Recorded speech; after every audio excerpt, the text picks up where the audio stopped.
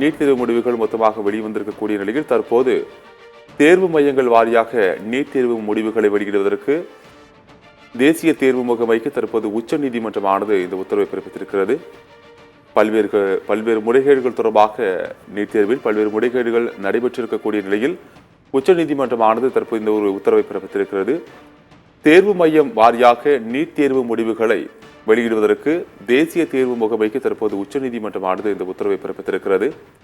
நாளை மாலை 5 மணிக்குள் இதனை வெளியிட வேண்டும் என்றும் தேசிய தேர்வு முகமைக்கு உச்சநீதிமன்றம் தற்போது இந்த உத்தரவை பிறப்பித்திருக்கிறது.